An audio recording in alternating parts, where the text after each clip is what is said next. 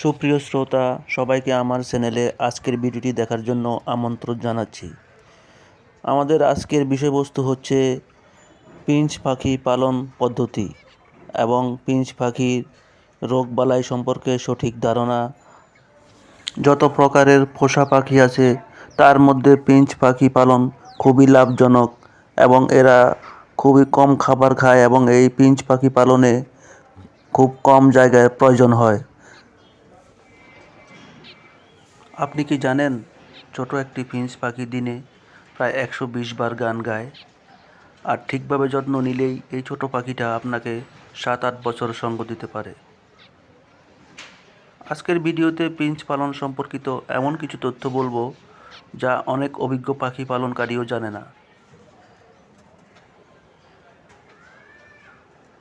আমি আজ আপনাদেরকে দেখাবো ফিঞ্চের সঠিক খাঁচা, খাবার, ব্রিডিং সিক্রেট এবং এমন কয়েকটি ভুল যেগুলোর কারণে নতুনরা ব্যর্থ হয়। ভিডিওর শেষে একটি বোনাস টিপসও থাকবে যা জানলে আপনার ফিঞ্চ কখনো অসুস্থ হবে না।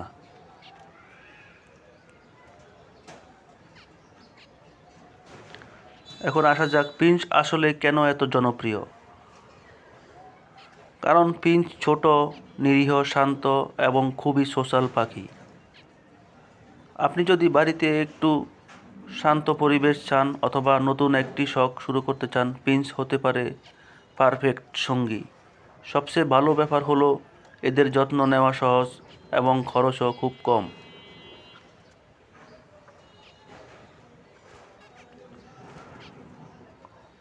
কোন প্রজাতির ফিঞ্চ দিয়ে আপনি ফিঞ্চ পালন শুরু করতে পারেন? শুরু করার জন্য 3টি প্রজাতির Finch perfect. Number 1 zebra Finch, number 2 society Finch, 3 নম্বরে হচ্ছে গোল্ডিয়ান ফিঞ্চ। গোল্ডিয়ান ফিঞ্চ একটু সুন্দর এবং সেনসিটিভ, কিন্তু জেব্রা ফিঞ্চ এতটা সেনসিটিভ না এবং পালন আরও সহজ।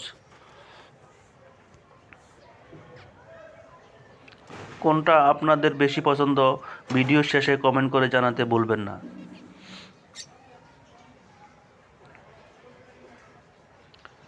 এখন আসল অংশে যাই। আপনার ফিঞ্চ যেন সবসময় সুস্থ থাকে তার জন্য খাঁচা সেটআপ কেমন হওয়া উচিত?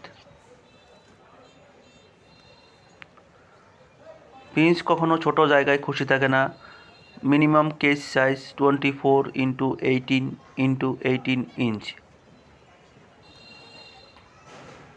খাঁচায় রাখবেন 2-3টা পাস, ফিডার প্লাস ফানি, নেস্ট বক্স, শুকনো ঘাস, খেলনার মতো ছোট কিছু হ্যাঙ্গিং টয়স যেমন দোলনা দিতে পারেন, যা আমি নিজেও দিয়ে থাকি। কিন্তু এখানে একটি কমন ভুল অনেকেই করে থাকেন, অনেকেই খাঁচা সরাসরি রোদে রাখেন। এটা পাখির জন্য খুবই বিপজ্জনক।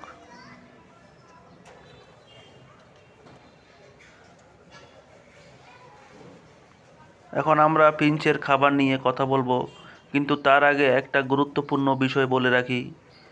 ভালো খাবার দিলে আপনার ফিঞ্চ কতদিন বাঁচবে জানেন?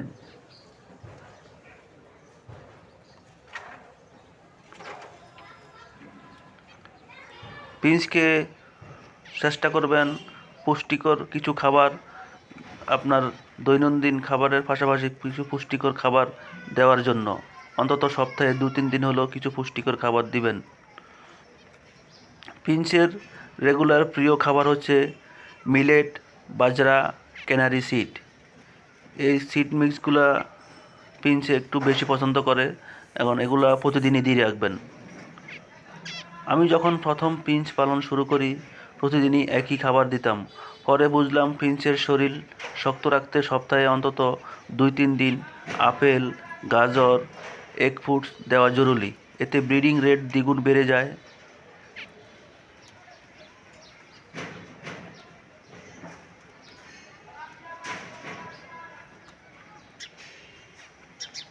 ফিঞ্চ ব্রিডিং একদম সহজ, কিন্তু সঠিক সেটআপ লাগবে একটি হেলদি জোড়া নেস্ট বক্স, নরম ঘাস,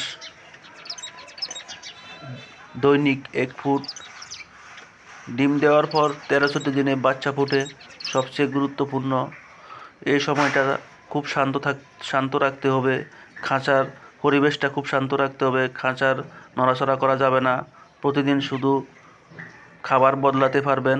খাবার বদলানো ব্যতীত অন্য কোনো কারণে খাঁচা মুভমেন্ট করা যাবে না। খাঁচাকে জায়গা পরিবর্তন করা যাবে না।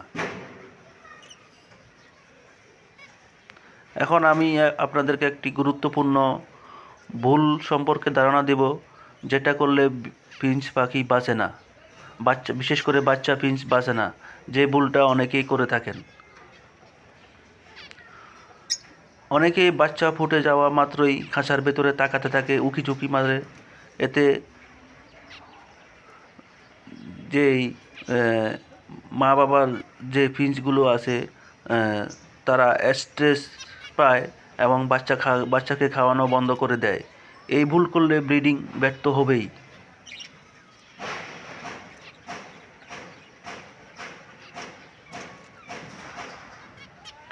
এখন ফিঞ্চের রোগ ব্যাধি নিয়ে ছোট একটি ধারণা দিব।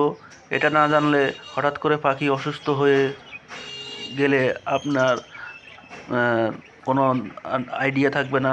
আপনি কী প্রতিকার করবেন, কীভাবে ফিঞ্চের যত্ন নেবেন, তা আপনার ধারণা থাকবে না।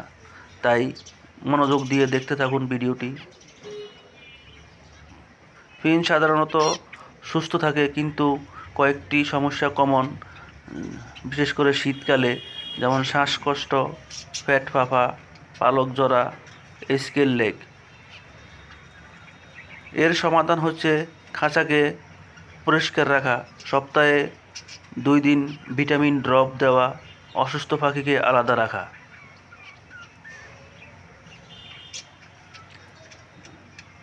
এখন আসছে আজকের ভিডিওর বোনাস টিপ, যা জানলে আপনার ফিঞ্চ অনেক বছর সুস্থ থাকবে।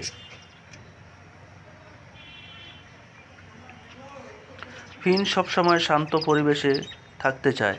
খাঁচা কখনোই রান্নাঘরে, বাথরুমের পাশে বা একদম খোলা জায়গায় রাখবেন না।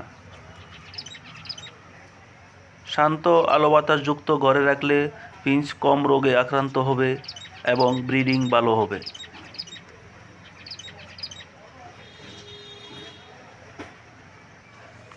আমার নিজের পাখিও আমি বারান্দায় পালন করি। আমার যে ফিঞ্চ পাখিগুলো আছে আমি বারান্দায় রাখছি এবং এরা আল্লাহর রহমতে অনেক সুস্থ আছে। এখানে মানুষের যাতায়াতও কম হয় এবং আলো বাতাসের আসা যাওয়া করার পর্যাপ্ত ব্যবস্থা আছে।